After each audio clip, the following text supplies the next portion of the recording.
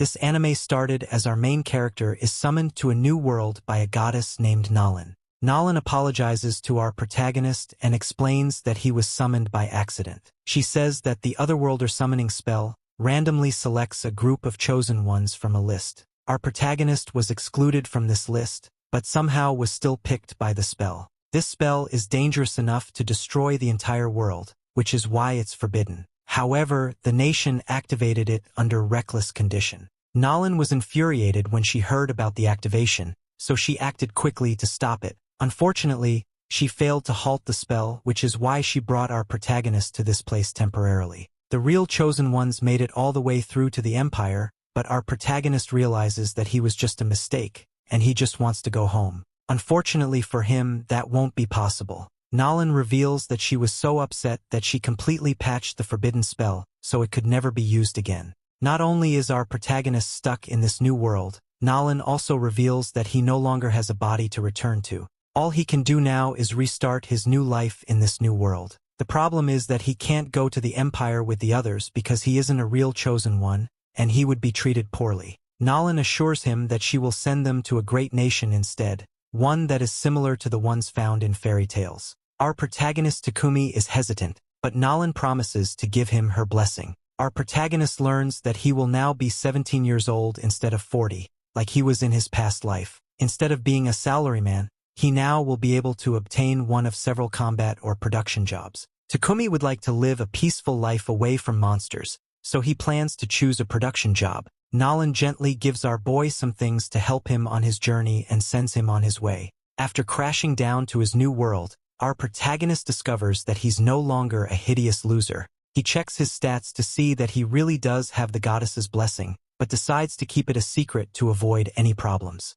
Our hero then goes through testing some of his abilities and is delighted to find that he really is in a fantasy world. After flexing his powers, Takumi finds a tree branch. He uses his handy blacksmithing skill to turn it into a spear and acquires the woodworking skill for doing so. Takumi then uses his appraisal skill to see that there is a treasure trove of herbs nearby. After picking too many of them, he realizes that he doesn't have enough room in his bag. Luckily, he remembers that Nolyn gave him a special item box. She made it especially for him, and it provides infinite storage. Just then, some little girl begs Takumi for help, and Takumi prepares for battle. Our valiant warrior fears that Bugs Bunny might be carnivorous, but he must act quickly. The rabies-filled bunny attacks them, but Takumi quickly puts a hole in the monster. He earns the swordsmanship skill, but is shocked that a beginner like him could win his first battle. Takumi is now a warrior level 1, but he freaks out because he didn't want a combat job. The little brat explains that she's from a nearby village and happily agrees to take our protagonist there. She says that he should take the rabbit because they're delicious, so Takumi puts it in his storage. The kid is amazed by Takumi's skills, but he is shocked she shouldn't have been able to see his item box because he set it to be concealed. Meanwhile, at the Sidonia Empire, 3 students from Takumi's old world try to figure out what just happened to them. A woman explains that they are heroes, and they were summoned so they could use their powers to save this world. She introduces herself as the first Empress of the Sidonia Empire named Elizabeth. While the boys are entranced by her weird-looking face, the girl named Akane receives the goddess's blessing in secret. A message tells her to trust her instincts, and Akane can immediately tell that Elizabeth cannot be trusted. Back with our protagonist, he is thanked by Molly's parents for saving her. Takumi is given permission to stay in the village, and he's ecstatic to hear that there's a vein of or nearby. This means that this place is heaven for craftsmen like Takumi and a blacksmith named Bobin. Unfortunately, this village doesn't have an inn, but Takumi is shocked when Bobin says that they can just build him a house. The villagers begin preparing for the build, and Takumi shocks everyone when he levels the ground with earth magic. Doing so also gives him the mana manipulation skill. Takumi loses a bunch of energy, but everyone is still amazed that he can use magic at all. The others then tell him not to worry because they can handle building the house from here. A while later, Takumi settles in his new home. He credits his woodworking, blacksmithing, and carpentry skills for allowing him to make some nice furniture. Takumi still doesn't like how the warrior job was selected for him, but he's relieved to change it into what he really wanted, the alchemist job. Takumi the alchemist then turns to a table with some iron or silver or in copper or that he mined earlier. He also has magic iron, or which is said to be imbued with mana. Takumi prepares to make them into ingots and remembers that it usually takes a huge furnace to accomplish. Luckily, this is a fantasy world, and Takumi can just use magic. He's delighted to finally able to do some alchemy, and he gets to work. He explains that alchemy is comprised of 5 techniques: decomposition, extraction, pulverization, synthesis, and recomposition. It's a strenuous process, but Takumi is excited by all the things he can make now. Later that night, Molly goes to visit her boy, but she is horrified to find that he's nearly a goner. After getting scolded and recovering, Takumi just goes right back to doing alchemy without taking any breaks. The only time he did even slow down is when he was being checked up on by the girls. Takumi then uses the ingots he made to create utensils and other useful tools. After all the work, his alchemist level skyrocketed to level 32. Things didn't stop there, as Takumi used his magic to help Bobin create the finest weapon he has ever created. This sent Takumi's blacksmith job all the way to level 40. He then asked Molly's father for some potions so he could teach himself how to make them. Molly's father agreed as long as Takumi promised to sell the potions to him after he learned how to make them. Takumi now mixes the herbs like a diabolical madman, but notices that the potion he makes is different from the sample he was given. He can sense mana emitting from it as well, and wonders if it's because he used water magic instead of normal water. Moments later, we find Takumi eating some random plant, and things take a painful turn. Luckily, he has the heal spell to recover, and Takumi reveals that he ate the poisonous plant on purpose. It's the quickest way to gain resistance and raise his light magic skill. It's pretty tough on his body, but he finds relief in knowing that at least he can now use purification magic. The relief is short-lived, however, as a giant pig monster appears. Takumi's dagger and spear are useless against a powerful beast, and it sends him flying. Takumi is in a really bad spot as the monster prepares for another attack, so he uses several spells to defend himself. Unfortunately, they do nothing, and Takumi desperately tries to think of a solution. Just then, he panics as he discovers that another monster is trying to attack him from behind. Turns out that the spider is injured, but that doesn't stop it from protecting Takumi. Unfortunately, the little guy pays the price for distracting the monster, and Takumi is left to defend himself again. He freaks out as nothing has worked so far, but he remembers that he has one more thing to try. Takumi's last option is to try and use his alchemy. He uses decompose on the beast, and luckily it works, making our boy victorious. Takumi limps over to the injured spider to thank it and close its wounds. He prepares to leave, but is shocked when he earns the tame skill, and the spider becomes his pet. Takumi asks if the spider wants to join him on his adventure, and the little guy happily agrees. Takumi names it Maple and is stunned when it instantly evolves. When Takumi returns to the village, everyone is amazed to see that he defeated a giant boar. They are then horrified when they see that Takumi is being attacked by a spider, but he explains that he actually tamed it. What's most impressive is that insect monsters aren't even supposed to be tame-able. While everyone feasts on the boar, Molly's father tells Takumi that he should go to a big city to sell the leftover parts of the monster for lots of money. As the guys watch the celebration, they acknowledge that their little village has gotten much livelier since Takumi showed up. However, they are sure that Takumi is destined for great things, and he's not the kind of person to stay in a small village. Elsewhere, Nolyn is glad to see that Takumi is doing well with his adventure. Another goddess wonders what Nolyn is planning, because she granted Takumi a special body and even gave him her blessing. That isn't all, as it's revealed that Nolyn also sent Takumi one entire year into the past, before the Empire activated the summoning spell. Nolyn denies doing it for any particular reason, but she obviously sees something special in our protagonist. Later, Takumi scolds Maple for a strange reason. It turns out that while our hero was asleep,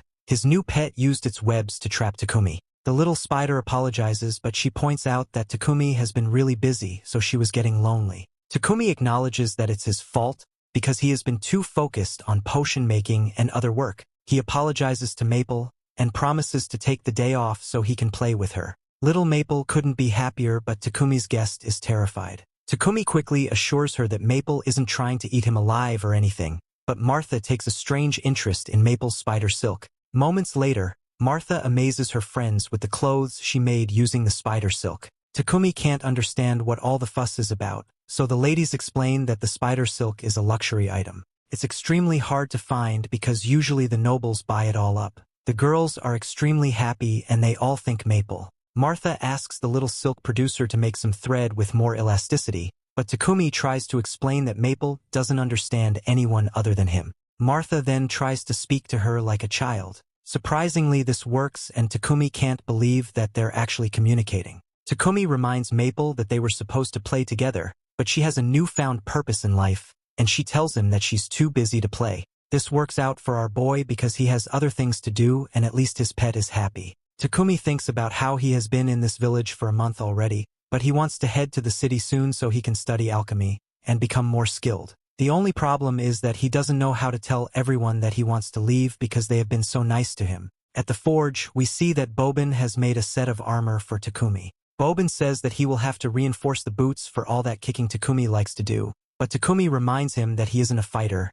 he is a producer. This makes Bobin laugh because there isn't a single producer alive that could just walk into a forest and defeat a giant boar like Takumi did. Just then, Banga arrives and Bobin says that it will be lonely without Takumi. Takumi has no clue what they are talking about, but it turns out that the guys knew all along that Takumi would be moving on soon. In order for his production job to grow, he must go to the city where demand will be higher, and there will be a more reliable supply of materials. As it so happens, a trader from Bolton City will be coming in the next week, and the guys have already arranged for Takumi to ride in his carriage. The guys completely understand how Takumi feels, so our hero thanks them for everything. Afterwards, Takumi goes to find Martha, who is carrying around some rabbit innards. Apparently they are the most delicious part, but they need to be processed properly to remove any diseases and parasites. Unfortunately, they don't have the tools to do so, so the innards have to be thrown away. Luckily, our boy has some skills, and he explains that he can just use purification magic.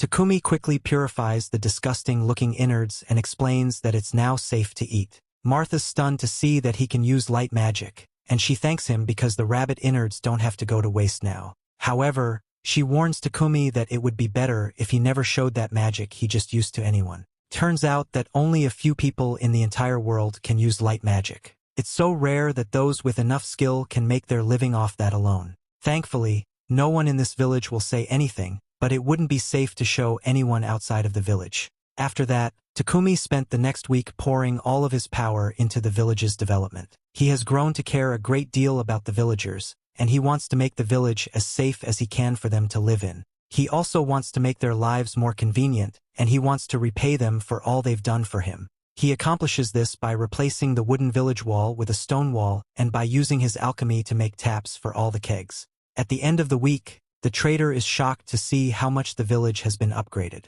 Takumi is introduced to the trader named Pepik, and Pepik explains that he owns a trading company in the city. Takumi is ready to say goodbye, but first he explains to Banga that he finished some more potions. Pepik is amazed to see this, and Takumi reveals that he had 100 of the same potion delivered to Banga's house. Takumi wants to make sure that there's enough for the entire village, and he asks for them to be distributed to everyone in case anything happens. The trader's absolutely shocked by what he sees, and Takumi confirms that it's a healing potion he made himself. Pepik nearly loses his mind from disbelief and takes a very close look at the potion. Just then, the other villagers arrive to say farewell, and Molly says goodbye to the sleeping Maple. Martha gives Takumi a sweet-looking coat and reveals that all the ladies made it for him. That is what they use Maple's threads for, and Takumi says that he will cherish it forever. Takumi gets emotional as he thanks everyone for being so nice to him, and he says goodbye. As they all wave goodbye, Takumi thinks about how this was the first place he lived in his new world, and he will always consider it his hometown. Takumi's new friends are moved by how much the villagers care about Takumi, and they introduce themselves. Riel is the redhead, Boger is the baldy, and Heath is the blonde guy. Together they are the C-rank adventuring party known as Lion Fong. They are serving as bodyguards for Pepik, but they are bored because this area is pretty peaceful. They wouldn't mind it if some monsters appeared, but Takumi's thinking the exact opposite. The guys wonder why Takumi's holding so tightly to his bag, so Takumi reveals that his pet killer spider is inside. The guys are terrible, but Riel still wants to get a peek. He tries to call Maple out, but Takumi is shocked when Maple bashes the guy in the face. He blames Riel for his behavior, and he wonders if the incident will make Maple fear humans. Luckily, this isn't the case, as she has taken a liking to Boger. Boger is a father after all, so it's no surprise. Pepik calls on Takumi, and wonders if he will be willing to sell some of his potions. Just then, the carriage comes to a halt, and the guys wonder if a monster has appeared. Takumi is horrified when he sees a large group of goblins, but the guys tell him not to worry. Pepik also tries to assure him that it's no big deal, but he is terrified. The guys then show their expertise as they make quick work of the goblins. Some of the goblins even try to attack the carriage, but Riel takes them out. After taking the magic stones from the beasts, the rest of their trip was peaceful. 3 days later, they arrive at the city. Takumi went to the Adventurers Guild with Lion's Fong, who were going to report the success of their escort quest. Takumi also needed to register with the guild, in order to stay in the city and to register Maple as a pet. Takumi was hoping to register with an Alchemist guild, but the city doesn't have one. Hans, the receptionist, explains, however, that it's still helpful to register at the Adventurers Guild, so he can use his guild card as identification. As long as he takes just one simple quest every month, the card won't expire. In the end, Takumi decided to register with the Adventurers Guild, and he registered Maple as his pet. Later, Takumi explains to Pepik that he has 100 potions. Pepik offers him 10 silver for each healing and stamina potion, and 50 silver for each mana potion. That's a whole ton of money for our boy because it translates to about 7 million yen in his old world. Oddly, Pepik even apologizes for offering so little and explains that he's only doing so because Takumi hasn't made a name for himself yet. This is all too good to be true, so Takumi wonders if the traitor has an ulterior motive, but Pepik doesn't seem like the type to deceive others. Just then, Pepik changes the subject to ask Takumi about his living situation. He knows that Takumi plans to set himself up as a producer, so Pepik recommends that he find a home with a workshop. Takumi doesn't have enough saved up to buy a house, but Pepik reveals that if he's willing to rent, then his company can recommend a place. Things are moving too fast for Takumi, but Pepik has already called for someone to show him the house for rent. Takumi is stunned to see that the place is a mansion,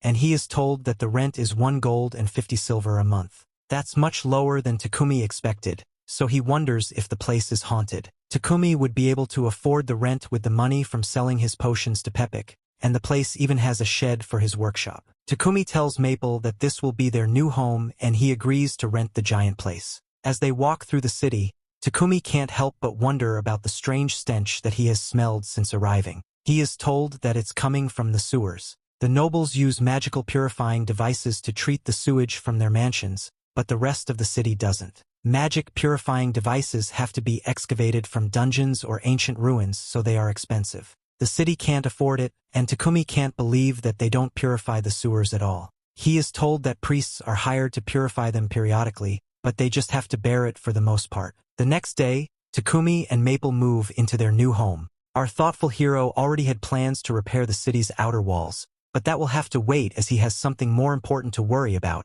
something that could mean life or death. After mixing some clay with some quartz, Takumi uses magic to shape something he is working on. He then uses some fire magic to heat the thing and adjust the temperature. He then uses space-time magic to shorten the time it needs to bake. It's a difficult process, and Takumi must even stabilize his project using alchemy. All his efforts result in just what he wanted, and he levels up several skills along with his alchemist job. Afterwards, Takumi is all tired out, but it was all worth it. It turns out that his life and death project was actually to make a toilet. Just then, Takumi hears a terrifying scream, and he's shocked to find that Maple has captured an intruder. It turns out to be Pepik, but Maple says that she was just entertaining him. Takumi says that only children would be entertained by this, but Pepik surprisingly finds his capture very soothed. After being set free, Pepik asks to use the restroom. Pepik is stunned by what he finds, and Takumi has to explain what a toilet is. That isn't all, as the alchemist also attached the magical device to it.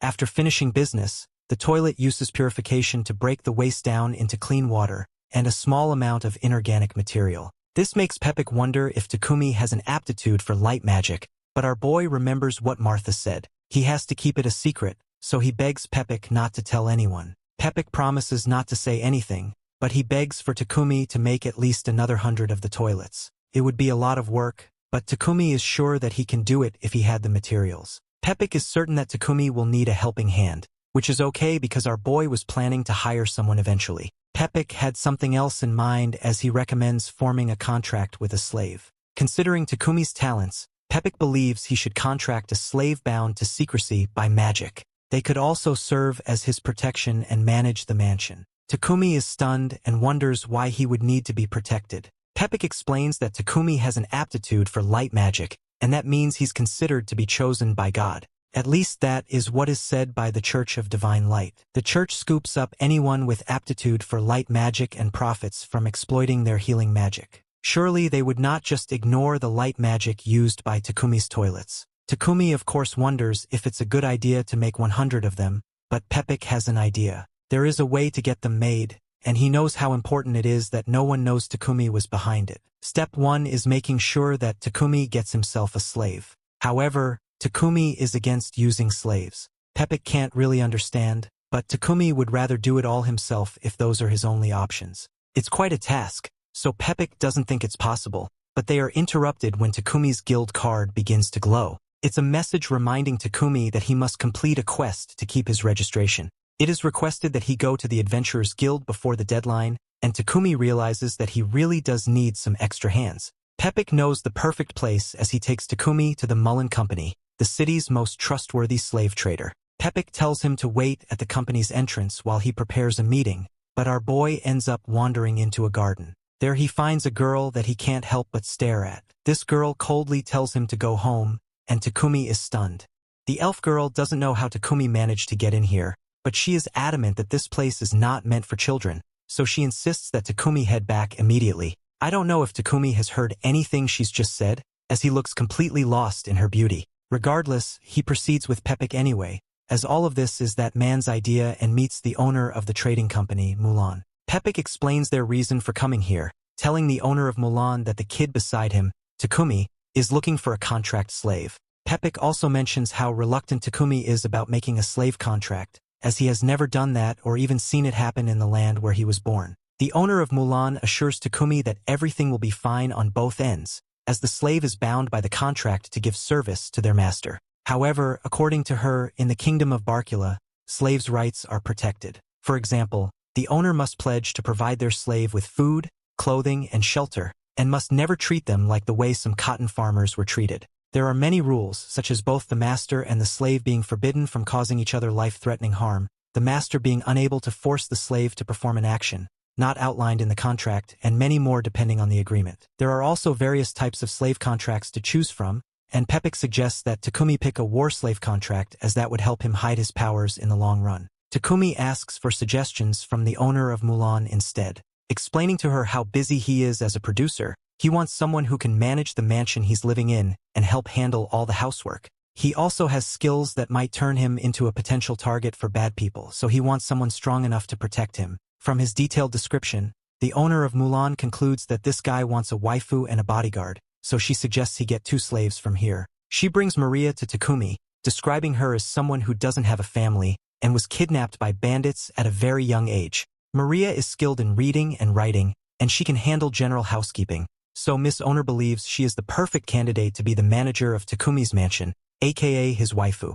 Takumi, becoming shy at the idea of having a hot girl in his house, gets flustered and blushes while telling Maria about his mansion, asking her to confirm if she won't have any problems handling such a big house. Takumi also casually blurts out how cute Maria is, which confuses him as he figures someone like her would have plenty of takers. Maria is overwhelmed by this compliment, but she replies to Takumi honestly, telling him that she's only good at housekeeping and cannot do anything else, like satisfying the needs of her master, which is why nobody tends to choose her. Takumi, who never had any intentions of doing so, agrees to form a contract with Maria and tells the owner of Mulan to show him the other potential candidate to be his bodyguard. Unfortunately, the lady claims that they currently don't have any war slaves, to which Maria mentions that they have Sophia available. Miss Mulan isn't pleased and reprimands Maria for speaking out of turn, telling her to quietly return to her room immediately and get her belongings ready. With her gone, Takumi asks Miss Mulan about Sophia, but she refuses to talk about her,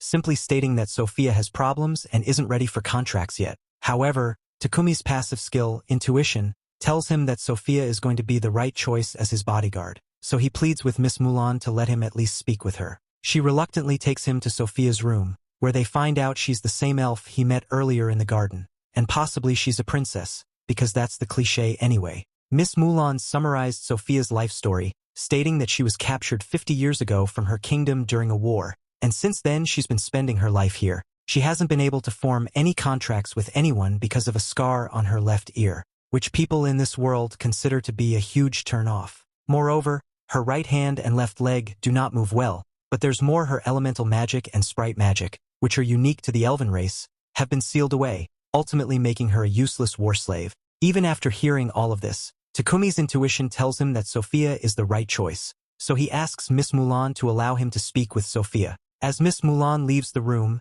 Sophia immediately tells Takumi not to bother wasting his time on her, as she won't be of any use to him.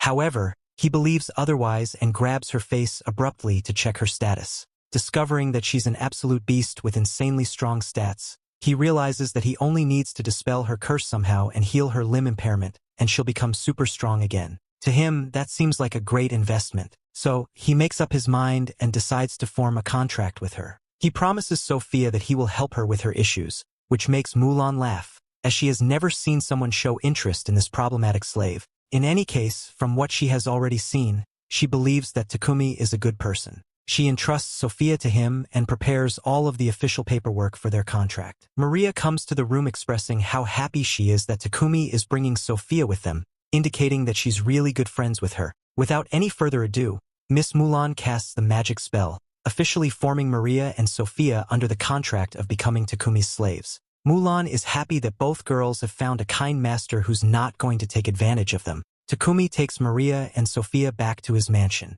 where he is immediately welcomed with a tight hug by his pet spider Maple, who has been dying to see him. Seeing a killer spider as their master's pet, both girls instantly realize how dangerous this entire journey might turn out to be. Anyway, Takumi shows them around his house and assigns each of them their own individual rooms, as there are plenty of rooms in his mansion, although they are already reluctant to accept such an offer, as all of this seems too luxurious for the likes of them. Takumi still mentions that there's also a large bath they can use, which has a magical device set up to keep it constantly clean. He suggests that both girls unpack and use it to get refreshed. While Sophia and Maria have their bath, Maria blurts out her surprise that their old master, Mulan, agreed to let her go so easily. She recounts that Mulan has never let go of any of her slaves, no matter the amount being offered to her. The fact that Takumi was able to achieve this makes her happy. Sophia, on the other hand, is suspicious of the fact that Takumi left little detail about who he was in the form he filled. She wonders if he is hiding his identity for good or for bad,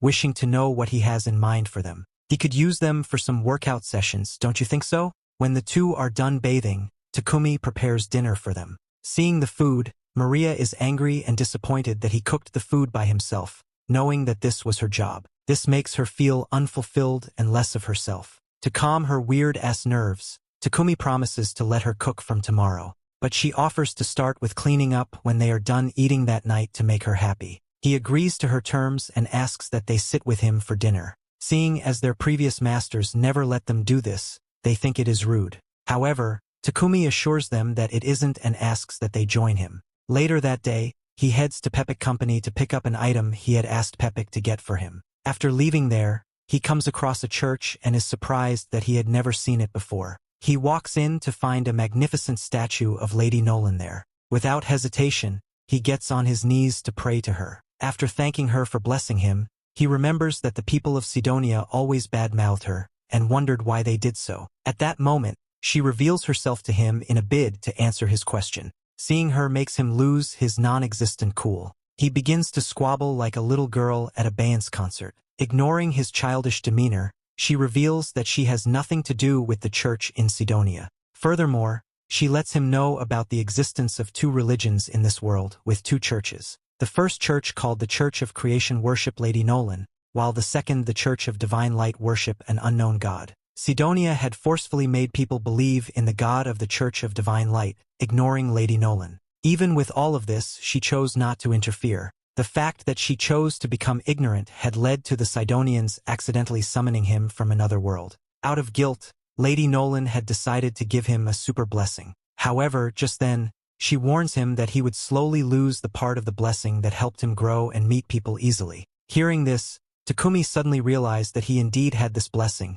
considering how easy it was for him when he met people or went to places. She leaves him to sort things out for himself and not be a babysitter-needing coward. Thankfully, Takumi realizes just how cooked he is from now on. 1 year later, in the kingdom of Sidonia, the king is curious to know about the training of the 3 heroes they summoned using the evil summoning spell. He hopes they can become powerful enough to serve his needs. Although the trio had their doubts about this new world, they seem to have been convinced after being persuaded by the beautiful Lady Elizabeth. What a bunch of heroic pervs. One would think the 3 idiots are progressing in training, but they can't even take down one large-sized instructor. Just when we thought we've seen the worst, one of them, who shockingly happens to be a girl, is about to leave the training when Lady Elizabeth informs her about how necessary it is to train. Turning around, she is suspicious of Lady Elizabeth's true intentions. Back at Takumi's home, he arrives and ends up spilling over the stuff he got. Sophia tries to pick up the item he got from Pepik, but he hurriedly uses his item box magic to hide it.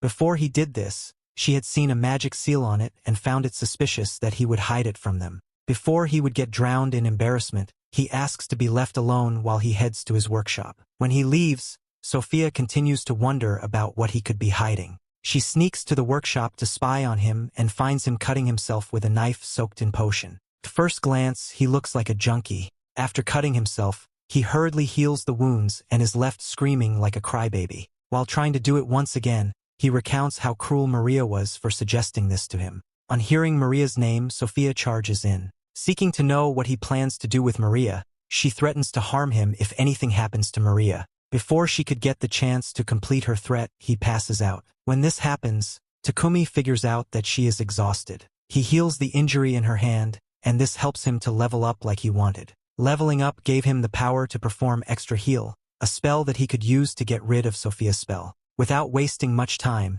he performs the spell on her and her left ear regains its original form. When Sophia wakes up, she wonders why she feels so light. Immediately, she asks Maria to run away, informing her that Takumi wishes to harm her. However, Maria informs her that Takumi had cured her of her curse. She hands her a mirror to check her ear, and the idiot realizes just how wrong she was all along. Later that evening, she thanks Takumi, and he explains why he had mentioned Maria's name earlier. After hearing his explanation, Sophia falls on her knees and swears her undying loyalty to him. Watching this happen, Lady Nolyn is very pleased. Takumi finds himself inside a library, flipping through several alchemy books to dive deeper into this world's magic. To his surprise, there's barely any substantial knowledge regarding alchemy, making him question why alchemy has faded into obscurity despite its straightforward mechanics. He deduces that most of the alchemy texts are remnants of an ancient magical civilization. Conveniently, Takumi can understand all languages of this world. Thanks to Lady Nolyn's blessings, which is probably the only reason he finds such a complex field like alchemy laughably simple. After acquiring the knowledge he needs, Takumi heads home, where Maria greets him with sandwiches for lunch. As they eat, Maria starts talking to herself about how heartwarming it was to see Takumi and Sophia reconciling yesterday. She reveals she had been spying on them from behind the curtains because privacy is overrated. Marveling at how romantic it was to see Sophia pledging loyalty to Takumi. The way she describes it, it sounded like a knight swearing to protect a princess, except, in this case, Takumi is the princess. Maria and Maple both agree that Takumi makes an adorable princess, much to his mortification. Takumi's response, a cringing smile so strained it could rival a gym workout. Later, Takumi steps outside to focus on his production business. Today's task, packaging dozens of toilets for an order from Paypek. Trust me, nothing screams legendary Alchemist like mass-producing portable poop containers. Maria and Sophia lend a hand, cleaning and packing the goods, while Takumi daydreams about taking a break from the endless toilet assembly line. He shares his thoughts with Maria and Sophia, confessing his desire to explore the world, find exotic materials, try unique meals, and visit unexplored ruins. Naturally, he also mentions wanting to take Sophia as his bodyguard and leaving Maria to manage the mansion in their absence. Maria, however, is not thrilled about being left behind while even the pet spider gets to go. She hits him with her patented, cute, manipulative maid look, which Takumi predictably falls for. Before finalizing his decision, he checks her stats by rubbing his hands on her face to open her status window. That's totally normal and not abusive at all. To his surprise, Maria has decent combat stats, making her battle ready. Satisfied, Takumi decides to bring her along, but insists she trains with Sophia to refine her skills. With that resolved, Takumi begins crafting weapons and armor for both Sophia and Maria. When he asks about their preferences, Sophia doesn't hold back. She hands him a detailed list of her weapon requests. She also volunteers Maria for a spear, promising to teach her how to use it. Takumi gathers materials and gets to work, using his alchemy manipulation magic. Meanwhile, Sophia trains Maria, who quickly learns that being a battle maid involves more sweat and fewer tea parties. Takumi finishes crafting the weapons in record time, adding a wing pattern to Sophia's weapon and a flame pattern to Maria's spear to give them a unique touch. Naturally, he also enchants them with auto-repair and attack boosts because why not be a little overpowered? As he works, Takumi's mind starts wandering. He can't help but imagine Maria in a maid costume wielding a spear, which sends his imagination spiraling.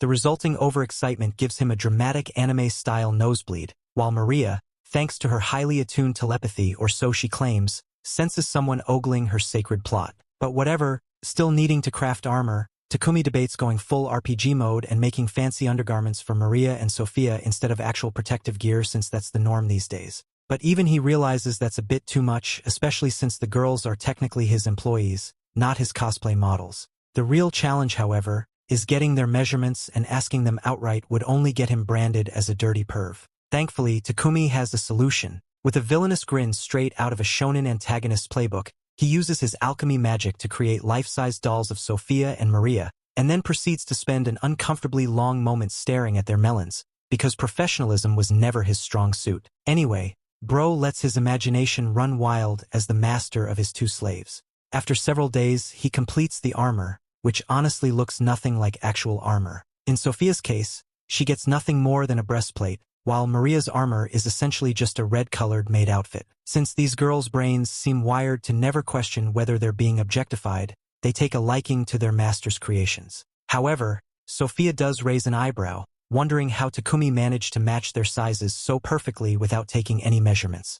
Takumi, of course, keeps this a secret. He can't exactly reveal his pervy methods after all. He then hands them their new weapons and also gives them some magical rings imbued with mana. With that done, the trio heads to the Adventurers Guild, as Sophia and Maria need to be registered to get travel licenses for venturing outside the city. After both girls receive their guild cards, Takumi registers the three of them as a new party and also accepts a quest. Honestly, this anime felt a bit original with its reinvention of modern items, but then it seems the author decided to take the generic isekai route again. Let's just see if the story gets interesting as it progresses. My yapping aside, Takumi is about to take a quest when a group of D-ranked adventurers shows up to pick on them, telling the girls to ditch Takumi and spend their time with someone more worthy than an F-ranked loser like him. Takumi doesn't take this disrespect lightly. Even though he's internally terrified of the big fat thug leading the group, he wants to protect his friend's honor. Gathering his courage, he stands his ground and uses physical enhancement magic to defend himself against the thug's attack.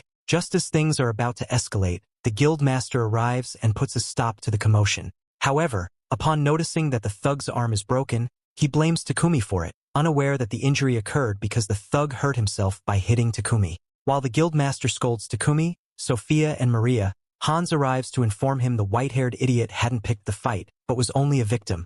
The fact that he referred to the guildmaster by his title leaves Takumi shocked that the bald-headed angry bird is actually the guildmaster. Hans goes on to introduce the baldy as Barak. Ignoring his introduction, Barak orders him to heal the idiot Takumi had beaten up. After that, he asks Takumi and the girls to come with him. In what seemed like an interrogation room, Barak seeks to know what Takumi does. Although he is skeptical about revealing his true skill at first, he is forced to, after Hans revealed that there were traces of magic from the fight scene. Hearing him say this makes Takumi figure out how powerful Hans' sense skills must be. Even though he admitted to having magic, he claims that he didn't use magic on the bums from earlier. Furthermore, he reveals that he coated his body with charcoal from his item box. Hans finds this hard to believe, but soon finds it believable when Takumi adds that he synthesized the coal into diamond. Recognizing this as alchemy, Hans remembers that Takumi had wanted to join the Alchemist Guild on the first day they met. Ignoring all these, the bald-headed perv seeks to know if the beautiful ladies are members of his party.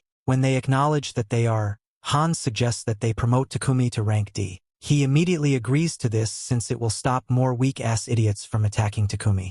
However, since Maria and Sophia just joined the guild that day, Hans suggests that they be handed some quests to help them rank up easily. Considering the fact that ranking up would aid them in protecting their new master better, Maria and Sophia agree to the terms. Later that day, they head out into the woods to complete their quests. Apparently, they had been handed 3 quests to exterminate goblins, kobolds, and to gather some herbs. As they head into the woods, Maple signals Takumi about some soaked goblins in the bushes. Immediately, he informs the girls about this, and Sophia rushes there to take them out. Two of the goblins rush out, but have their legs wrapped by Maple, allowing Takumi and Maria to stab them. While they proceed, Takumi is concerned that they keep encountering a larger number of kobolds and goblins than normal. This is because they have killed a lot and still find more in their way. Due to this, Sophia believes that an encampment for the monsters could be around the area with a general in their midst. Hearing the part of the goblin general causes our boy to almost pees his pants. Sophia makes matters worse by stating that it would take 5 rank D adventure parties to take out an encampment with a general in it.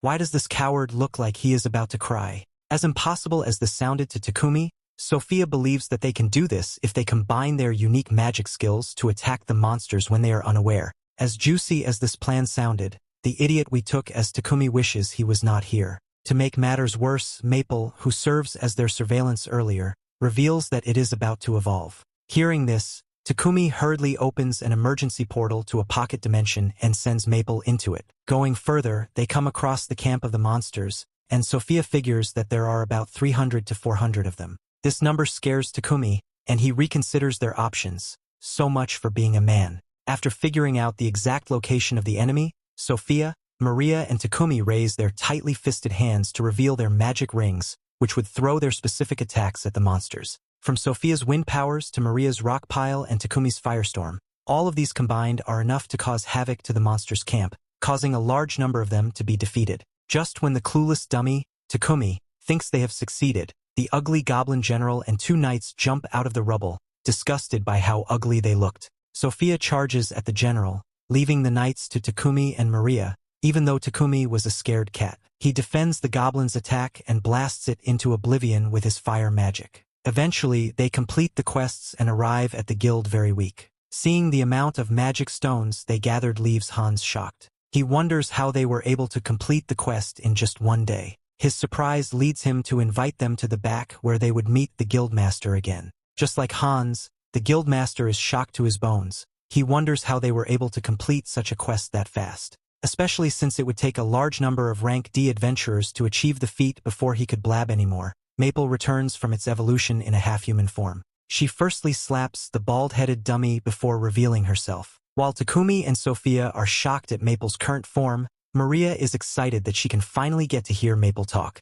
Meanwhile, Takumi gets promoted to rank E while the girls are promoted to F rank. Later that day, Maria approaches Takumi to tell him about her plans to make some underwear for her and Sophia. When he sees the design Maria has, it seems like that of a man, so the perv suggests something more feminine by drawing it on the paper. Seeing this makes Maria blush uncontrollable as she begs him to make it for them. While they talk, Maple comes to inform Takumi of Pepik's arrival. However, Pepik had passed out after seeing Maple's half-human body. When he regains his consciousness, he informs Takumi that the Lord of Bolton has demanded to see him. This was because of the toilets he had made earlier to aid the town's purification process. When Takumi goes to meet the Lord, he gets thanked over and over again for his contribution to the town. This action makes him see the Lord as a good one. Later that day, Maple delivers the underwear for the girls. Holding it, they find it very comfortable and seek to know if they can put it on in front of him. I think I like where this is going. This causes the virgin dimwit to freak out and he runs into his room screaming like a little girl.